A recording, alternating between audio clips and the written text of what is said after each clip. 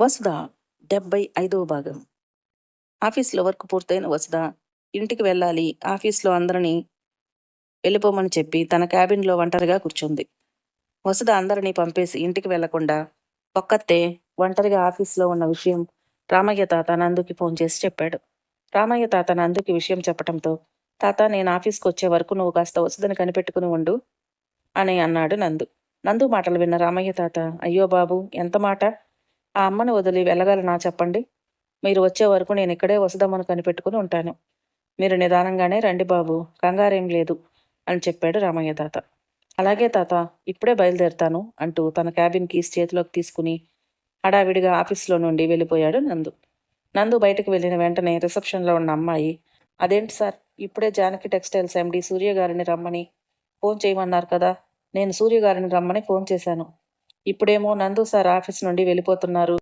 ఇప్పుడెలా? సూర్య సార్ వస్తే నేనేం చెప్పాలి అని నందు సార్ అంటూ నందు వెనకే పరిగెత్తింది రిసెప్షనిస్ట్. ఆ అమ్మాయి ఎంత వేగంగా పరిగెత్తినా లాభం లేకపోయింది. అప్పటికే నందు తన కార్ స్టార్ట్ చేసుకుని వెళ్ళిపోయాడు. దాంతో ఆమె ఉసూరుమంటూ వచ్చి మళ్ళీ తన సీట్లో కూర్చుంది. అబ్బా, నాకు వెళ్ళే టైం అయిపోయింది. ఈయన గారు ఇప్పుడు వెళ్ళిపోయారు. సూర్య సార్ వస్తే ఎలా అని ఆలోచిస్తూ ఏం చేయాలో అర్థం కాక నందుకి ఫోన్ చేసింది. డ్రైవింగ్లో ఉన్న నందుకు తన ఫోన్ రింగ్ అవ్వటంతో తన చేతిలోకి తీసుకుని చూసి, ఇదేంటి ఈ అమ్మాయి ఫోన్ చేస్తుంది అనుకుని ఫోన్ బ్లూటూత్కి కనెక్ట్ చేసి లిఫ్ట్ చేసి, చెప్పండి, ఏంటి కాల్ చేశారు అని అడిగాడు నందు, వీలైనంత వరకు తన కంగారు గొంతులో వినిపించకుండా జాగ్రత్త పడుతూ. సార్, మీరు ఇందాక సూర్య సార్ని రమ్మని చెప్పి కాల్ చేయమన్నారు కదా? నేను సార్కి కాల్ చేశాను. ఇప్పుడు మీరు ఇలా బయటికి వెళ్ళారు కదా, సో సార్ వస్తే ఏం చెప్పమంటారు అని ఎంతో వినయంగా అడిగింది రిసెప్షనిస్ట్. ఆ మాటలు విన్న నందు, ఓ సారీ మిస్, మర్చిపోయాను. ఓకే, మీరు వెళ్ళిపోండి, నేను సూర్య గారికి కాల్ చేసి మాట్లాడతాను అంటూ మరో మాటకి తావివ్వకుండా ఫోన్ కట్ చేశాడు. నందు మాటలు విన్న రిసెప్షనిస్ట్, బాబు, ఏంటో ఈయన కనీసం ఫోన్ కూడా సరిగ్గా మాట్లాడ్డు. ఏ మనిషిరా బాబు, అందమైన అమ్మాయిలు కోరి మీద పడుతూ ఉంటే మడిగట్టుకుని కూర్చుంటాను అంటాడు. ముదిరిపోయిన ముదురు బెండకాయ అని నందుని తిట్టుకుంటూ. కానీ ఏ మాటకు ఆ మాటే చెప్పుకోవాలి. అప్సరస లాంటి అమ్మాయిలు మీద పడుతున్నా వాళ్ళని ముట్టుకోకుండా అపర ప్రవరాక్యుడిలా భలే ఉంటాడు బాస్. నిజంగా బాస్ వైఫ్ లక్కీ. కానీ బాస్ ఆవిడని ఒక్కసారి కూడా చూపించలేదు. ఇప్పటి వరకు ఆఫీస్ ఫంక్షన్కి కూడా ఎప్పుడూ ఆమె రాలేదు అని తనలో తనే నవ్వుకుంటూ మాట్లాడుకుని ఆఫీస్ నుండి వెళ్ళిపోయింది. రిసెప్షన్ నుంచి వచ్చిన కాల్ కట్ చేసిన వెంటనే నందు సూర్యకు కాల్ చేసి, సారీ అన్నయ్య, నేను రమ్మని చెప్పి నేను బయటకు వెళ్తున్నాను. అర్జెంట్ పని పడింది, నేను వచ్చి నిన్ను కలుస్తాను అని చెప్పాడు నందు. నందు మాటలు విన్న సూర్య, సరేలేరా, నన్ను కలవటం కన్నా అర్జెంట్ పని అంటే మా మరదల్ని కలవటానికి వెళ్తున్నట్టున్నావుగా, వెళ్ళు, తర్వాత కలుద్దాంలే అన్నాడు నవ్వుతూ. సూర్య మాటలకు నందు సిగ్గుపడుతూ, అన్నయ్య, నువ్వు చెప్పింది నిజమే. ఆఫీస్లో అందరినీ పంపించేసి వసు ఒంటరిగా ఉందట. ఇప్పుడే రామయ్య తాత ఫోన్ చేసి చెప్పాడు. అందుకే కంగారుగా వసు దగ్గరకు బయలుదేరాను అన్నాడు నందు. అయ్యో అవునా, ఏమైంది పిల్లకి మళ్ళీ? ఏంటోరా బాబు, ఆ మొండి పిల్ల నీ ప్రేమను అర్థం చేసుకోదు. నువ్వేమో ఆ పిల్ల తప్ప ఇంకొకరు వద్దు నాకు అంటావు. ప్రేమ విలువ, ప్రేమించిన వారి విలువ తెలిసిన వాడివి కాబట్టి నిన్ను నేను గట్టిగా ఏమీ అనలేకపోతున్నాను నందు. కానీ పిన్ని బాబాయ్ వాదన చూస్తూ ఉంటే నీ మీద కోపం వస్తుందిరా. ఎప్పటికైనా నీకు పెళ్లి చేయలేక అసలు నువ్వు పెళ్లి ఎందుకు చేసుకోనంటున్నావో అర్థం కాక పాపం వాళ్ళు పడుతున్న బాధ చూస్తుంటే చాలా బాధగా అనిపిస్తుంది. ఇంకెప్పుడురా మీరిద్దరూ ఒకటయ్యేది అన్నాడు సూర్య కాస్త కోపంగా. సూర్య మాటలు విన్న నందు, మీ కోపంలో న్యాయం ఉందన్నయ్యా, కానీ నేనేమీ చేయలేని నిస్సహాయ పరిస్థితిలో ఉన్నాను. కాస్త నన్ను నా పరిస్థితిని అర్థం చేసుకోవటానికి ప్రయత్నించండి. ఇంక కొన్ని రోజులు ఓపిక పట్టండి అన్నయ్య అన్నాడు నందు. ఎప్పుడూ మేము నిన్ను అర్థం చేసుకోవాల్సిందే తప్ప నువ్వు మమ్మల్ని అర్థం చేసుకోవా నందు అని అడిగాడు కాస్త ఆవేశంగా సూర్య. సూర్య మాటలు విన్న నందుకి ఏం సమాధానం చెప్పాలో అర్థం కాక, సారీ అన్నయ్య, ప్లీజ్ నన్ను ఈ ఒక్క విషయంలో బలవంతం చేయొద్దు అంటూ ఫోన్ కట్ చేశాడు. అప్పటికే నందు వసుధ ఆఫీస్ ముందుకు వచ్చి ఉండటంతో కారుని ఆఫీస్ ముందు వదిలేసి వేగంగా ఆఫీస్లోకి వెళ్ళాడు. అప్పటి వరకు నందు కోసమే ఎదురు చూస్తున్న రామయ్య తాత నందు లోపలికి రావటంతో, వసుధమ్మ క్యాబిన్లోనే ఉంది బాబు అంటూ నందుని లోపలికి వెళ్ళమని చెప్పి అక్కడి నుంచి వెళ్ళిపోయాడు. వసుధ క్యాబిన్లోకి అడుగుపెట్టిన నందు, వసు, ఇంకా ఆఫీస్లో ఏం చేస్తున్నావు, ఇంటికి వెళ్లకుండా అంటూ నవ్వుతూ లోపలికి వెళ్ళి వసుధని పలకరించాడు. ఏదో ఆలోచిస్తూ పరిసరాలను మర్చిపోయిన వసుధ నందు పలకరింపుతో వెంటనే ఈ లోకంలోకి వచ్చి, హాయ్ నందు, నువ్వేంటి ఈ టైంలో అంటూ నవ్వుతూ నందుని పలకరించి, రా కూర్చో అంటూ చైర్ చూపించింది కూర్చోవటానికి.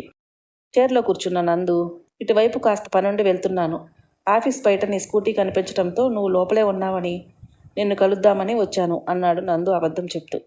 ఓ అలాగా, టీ కాఫీ ఏదైనా తాగుతావా అని అడిగింది వసుధ. వద్దులే వసు, ఆల్మోస్ట్ ఆఫీస్లో అందరూ వెళ్ళిపోయినట్టున్నారుగా. ఇప్పుడు నేను అడిగితే మాత్రం ఎవరున్నారు చేసివ్వటానికి అన్నాడు చిరునవ్వుతూ. ఓ, నీ కాఫీ చేసివ్వటానికి మా స్టాఫ్ మళ్ళీ తిరిగి రావాలా ఏంటి?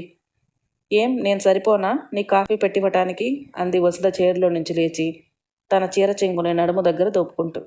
వసుధ అలా కోపం నవ్వు కలగలిపిన మొహంతో కుర్చీలో నుండి లేచి బయట చెంగుని నడుము దగ్గర దోపుతుంటే ఆ దృశ్యం చూస్తున్న నందు మనసుకు ఎంతో హాయిగా అనిపించింది.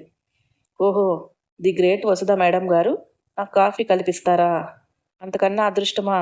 నీ చేతి కాఫీ తాగే భాగ్యం కలిగితే వద్దనే అంత మూర్ఖుడిని కాదు వసు అన్నాడు నవ్వుతూ. ఆహా, అవునా? నా చేతి కాఫీ కావాలి తాగాలి అంటే అదృష్టం ఉండాలా? సరే పద, ఆ అదృష్టాన్ని వాళ్ళనికి ప్రసాదిస్తాను అంటూ వసుధ లేచి ఆఫీస్లో ఉన్న వంటగదిలోకి వెళ్ళింది. అక్కడ ఫ్రిడ్జ్లో ఉన్న పాల ప్యాకెట్ ఒకటి బయటకు తీసి అందులో ఒక కాఫీకి సరిపడా పాలు ఉండటంతో అవి గిన్నెలో పోసి స్టవ్ వెలిగించి పాలు పొయ్యి మీద పెట్టి కాఫీ కలపటం మొదలుపెట్టింది. వసుధతో పాటే కిచెన్లోకి వెళ్ళిన నందు అక్కడ పొయ్యి గట్టుపైన కూర్చుని వసుధ కాఫీ పెడుతూ ఉంటే ఆమెనే కన్నార్పకుండా చూస్తూ కూర్చున్నాడు. నందు అలా చూస్తూ ఉంటే వసుధకి ఇబ్బంది కలిగించకపోగా ఏదో ప్రశాంతత అనిపిస్తూ ఆమె మనసుకి ఈ వయసులో నందు చూపులు ఆమెను అలా తడుముతూ ఉంటే శరీరం మనసు ఏదో తెలియని పరవశానికి లోనవుతుంది. ఆమెలో చెలరేగుతున్న భావాలను అర్థం చేసుకున్న వసుధ మౌనంగా కాఫీ కలుపుతూ, నాకేమైంది, ఇలా ఎందుకు ఫీల్ అవుతున్నాను? ఇన్నేళ్లలో ఏ రోజు నాకు ఇలాంటి ఫీలింగ్ కలగలేదు. మరి ఏంటి కొత్తగా నాలో ఈ తడబాటు అని తనను తనే ప్రశ్నించుకోవటం మొదలుపెట్టింది. తన చూపుల తాకిడికి వసుధ మౌనాన్ని ఆశ్రయించడం గమనించిన నందు ఆమె మోములో కనిపిస్తున్న ప్రశాంతతను చూసి చిన్నగా నవ్వుకుని, హలో మేడం, ఇక్కడ నేను అనేవాడిని ఒకటినున్నాను అనే విషయం మర్చిపోయి ఇలా మౌనంగా నీ పాటికి నువ్వు కాఫీ కలుపుతూ ఉంటే ఏంటి దాని అర్థం? నేను మనిషిని అనుకున్నావా లేదా ఏదైనా మైనపు బొమ్మను అనుకున్నావా అన్నాడు నందు కళ్ళెగరేసి నవ్వుతూ. నందు మాటలు అల్లరి చూపులు వసుధలో ఏదో తెలియని పరవశం కలిగిస్తూ ఉంటే చిన్నగా సిగ్గుపడుతూ, అలాంటిదేం లేదు నందు, ఇదిగో కాఫీ తీసుకో అంటూ కాఫీ కప్పు నందు చేతికి అందించింది. కాఫీ కప్పు తీసుకున్న నందు, మరి నీకేది కాఫీ అని అడిగాడు. టైం కాని టైంలో అతిథిలా వచ్చావు బాబు, ఉన్న కాస్త పాలతో నీకు కాఫీ చేసిచ్చాను.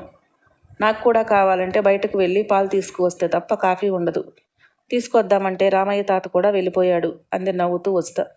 ఆ మాటలు విన్న నందు, నువ్వు కాఫీ తాగాలంటే రామయ్య తాత అక్కర్లేదు, ఈ ప్రేమ్ నందన్ కూడా చాలు మేడం అంటూ తన చేతిలో ఉన్న కాఫీని కప్పులో నుండి సాసర్లోకి వంపి ఆ సాసర్ వసుధ చేతికి అందించాడు. నందు అందించిన కాఫీని ఎంతో అపురూపంగా అందుకుంది వసుధ. నందుతో అలా కాఫీ షేర్ చేసుకుని తాగటం చెప్పలేని సంతోషాన్ని కలిగిస్తూ ఉంటే ఆ సంతోషాన్ని మనసులో నింపుకుంటూ కాఫీని ఇష్టంగా తాగేసింది. ఇద్దరూ కలిసి కాఫీ తాగటం పూర్తయిన తర్వాత ఇద్దరూ మాట్లాడుతూ వసుధ క్యాబిన్లోకి వెళ్ళారు. క్యాబిన్లో ఉన్న సోఫాలో చైర్లో చెరోవైపు పక్కపక్కన కూర్చున్న తర్వాత, చెప్పు వసు, ఇంకా ఇంటికి వెళ్లకుండా ఏం చేస్తున్నావు? మామూలుగా అయితే ఈ టైంలో నువ్వు అసలు ఆఫీస్లో ఉండవు. ఇల్లు పిల్లలు ఇంట్లో పనులు అంటూ హడావిడిగా పరుగులు తీస్తావు. ఒకవేళ ఏదైనా పని ఉండాలన్నా నీతో పాటు స్టాఫ్ కూడా ఉంటారు కదా, మరి ఎవరూ లేకుండా ఒక్కదానివే ఎందుకు అని అడిగాడు నందు క్యాజువల్గా.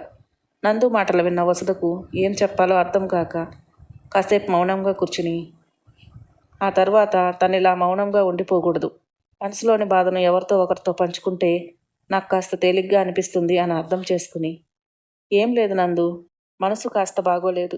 ఉదయం ఇంట్లో జరిగిన సంఘటనల వల్ల నాకు చాలా అనీజీగా అనిపిస్తుంది అని అంది వసుధ చెప్పలేక చెప్తూ. ఆమె ఇబ్బందిని అర్థం చేసుకున్న నందు ఆమె చేతిని తన చేతిలోకి తీసుకుని, చూడు వసు, ఏం జరిగింది ఎలా జరిగింది అని నేను అడగను. పరిస్థితులు ఏమైనా సరే వాటిని అంగీకరించి ముందుకు వెళ్ళటమే నీకు తెలుసు అని నేను అనుకుంటున్నాను. కానీ ఆ పరిస్థితుల దగ్గరే ఆగిపోతున్నావు నువ్వు ఎందుకో ఈ మధ్య అన్నాడు నందు. నందు మాటలు విన్న వసుధ సూటిగా నందు కళ్ళలోకి చూస్తూ, లేదు నందు, నేను ఆ పరిస్థితుల దగ్గరే ఆగిపోలేదు. కొంచెం సమయం తీసుకున్నాయి. ఆ పరిస్థితులను చక్కబెట్టుకుంటున్నాను అనుకుంది మనసులో. తను మాట్లాడుతూ ఉన్న వసుధ మౌనంగా తనని చూస్తూ ఉండటం గమనించిన నందు, చూడు వసు, కొన్నిసార్లు మనం ఇష్టపడి కావాలి అని ఆశపడ్డవి పరిస్థితుల ప్రభావం వలన మనకు కాకుండా పోతే అక్కడే ఆగిపోకుండా ముందుకు సాగిపోక తప్పదు. అది వస్తువైనా మనిషి అయినా. ఎందుకంటే ఈ జీవితం నీది. నీ జీవితంలో వాటికి స్థానం ఇచ్చావు అంతే. ఒప్పుకోవటానికి కష్టంగా ఉన్నా ఇది నిజం. కష్టం నీకే, బాధ నీదే, నొప్పి నీదే. మరెందుకు వెర్రి మనసుకు లోబడి నిండు జీవితాన్ని అంధకారంలోకి నెట్టేస్తూ నిన్ను నీ చుట్టూ ఉన్న వాళ్ళని బాధ పెట్టడం ఎంతవరకు న్యాయం? నువ్వే ఆలోచించుకో అన్నాడు నందు. నందు మాటలు విన్న వసుధ ఒక క్షణం తనపై తనకున్న కంట్రోల్ని పూర్తిగా కోల్పోయి నందు అంటూ నందుని గట్టిగా పట్టుకుని ఏడుస్తూ, ఈ జీవితం నాకు చాలా కష్టంగా ఉంది నందు. ఆ రాక్షసుడు నాకు వద్దు. నాకు ఎలాంటి సుఖాలు సంతోషాలు అక్కర్లేదు అనుకునే బ్రతుకుతున్నాను. కనీసం పిల్లల విషయంలో కూడా కనికరం చూపించట్లేదు. ఎలా నందు, ఎలా ఎంత బాధను భరించటం? కన్నవాడే కసాయివాడిగా మారి వాళ్ళని కబళించడానికి చూస్తున్నాడు. ఏం చేయాలో అర్థం కాని నిస్సహాయ స్థితిలో ఉన్నాను నందు అంది వసుధ ఏడుస్తూ. వసుధ మాటలు విన్న నందు ఆమె కన్నీళ్లు తుడుస్తూ, చూడు వసు, నువ్వు నిస్సహాయ స్థితిలో అసలే లేవు. నీ శక్తి నీకు తెలియటం లేదు మా. ఏ తోడు లేకుండా నీ పిల్లల్ని ఎంత వాలన చేశావు. సమాజానికి ఉపయోగపడే విధంగా నీ ఇద్దరు బిడ్డల్ని తీర్చిదిద్దావు. వాళ్ళని నువ్వు ఈ స్థితికి తీసుకురావటానికి నీకు ఏ ఒక్కరూ సహాయం చేయలేదు కదా. మరి ఈరోజు ఎందుకు ఇతరుల సహాయం కావాలని ఆశపడుతున్నావు నువ్వు? పసిగుడ్డుగా ఉన్నప్పటి నుండి వాళ్ళని నువ్వే ధైర్యంగా సాకావు. మరి ఎందుకు ఈరోజు నీకు ఒకరి అండ? ఇలాంటి పరిస్థితుల్లో అయినా సరే నీ పిల్లల్ని నువ్వు కాపాడుకోగలవు వసు.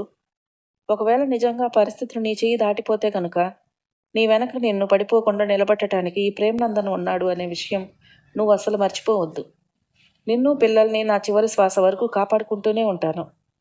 లోకం నన్ను ఏ దృష్టితో చూసినా పర్వాలేదు, కానీ మిమ్మల్ని కాపాడుకోవటం నా బాధ్యత వసుదా అంటూ నందు ఆమెను ఓదార్చాడు.